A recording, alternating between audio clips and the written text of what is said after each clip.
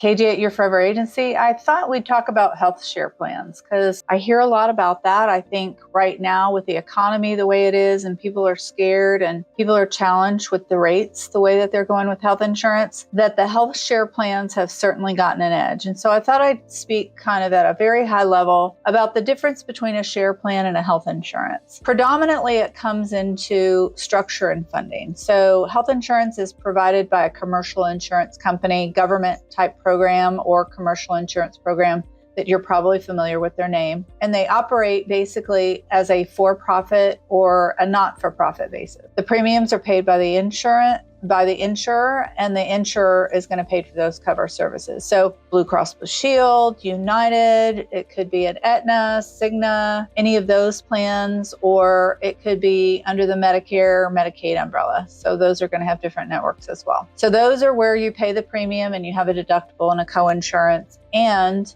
usually under those plans, you are, as long as they are major medical plans, you're going to have benefits that are guaranteed. You typically are going to have out-of-pocket maxes, you'll have deductibles, you'll have co-insurance and other things like that. So under those plans, they also meet with the ACA guidelines, which means that they are going to cover the top 10 ACA requirements. A couple of those are maternity, abortion, drug rehab, and mental health. Mental health being one of that is very important. Preventative is another one that's very important to people. Maternity is also important for some people. So under ACA guidelines, it will cover those things. Under a share plan, however, it is where the member contributes to a pool. And that pool then gets to use those costs to its members towards its healthcare. The problem with the pool is that the pool gets to decide when they release funds to you and whether you qualify or not.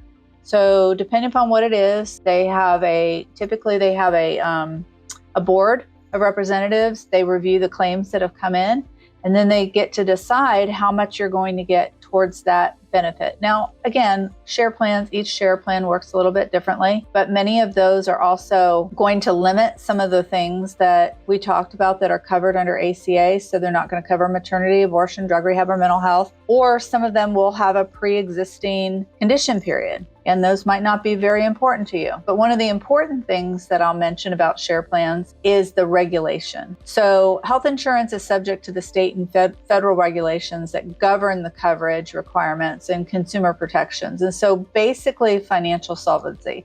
So if you have an issue or you have a problem with any of those major carriers, you can file a claim with your state or your federal agency, and they will try to resolve that for you if it's a valid. Where health share plans are not considered insurance and they're exempt from many regulations. So the state and government do not look at those plans the same. And therefore, if you do not get a claim paid and you have an issue with it, you don't have any consumer protection. You don't have any legal right because it is a share plan. So that can become an issue for some people. In fact, I have some pretty good stories of some bad things that have happened to people. And there's a couple share plans out there that have been under indictment for not paying claims. They've been keeping all the money and then not paying claims. So, you just want to be careful, and it doesn't matter what insurance it is or what share plan it is. You want to do your homework and you want to make sure that it's a valid plan. I will say that from a coverage and exclusion, like I said, they don't fall under the Affordable Care Act. Many of them are not going to cover maternity coverage, or they'll have a pre-existing condition clause, maybe for the first year, maybe for the first 3 years, maybe for the first 5 years. Some of them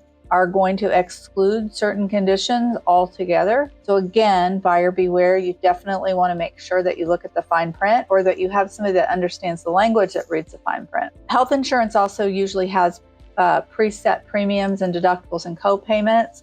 Health share plans involve monthly contributions similar to a premium, but they also require members to pay a certain amount. And they might even ask you for additional donations to be paid towards that sharing cost. So again, you kind of have to weigh the pros and the cons. The other big thing that I see as an issue for many people is the network. So there's a lot of doctors and facilities out there that are not accepting share plans. So you could be cost, or you could be self-pay, which is fine, but then you're going to have to submit the claim. So how good are you at keeping track of the cost and the claims that you're getting? And how good are you at following up and keeping track of it? Yeah, it might not be a big issue for you. But if it is, and you don't like keeping up with that stuff and you just want to use your card when you go to the doctor, then I would be very cautious of a health share plan, because you are going to be required to keep track of those bills and get a detailed bill or a super bill in order to pay that claim. So again, there's lots of options out there. And what I like to say is not all sizes fit the same. So you want to make sure that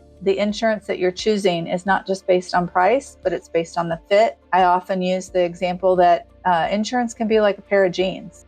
Today they fit me, they're in style, they don't have any holes, they look good on me. But then, if I gain a little weight or I lose a little weight or they go out of style or they get a hole in them, then I'm going to need to find a new pair.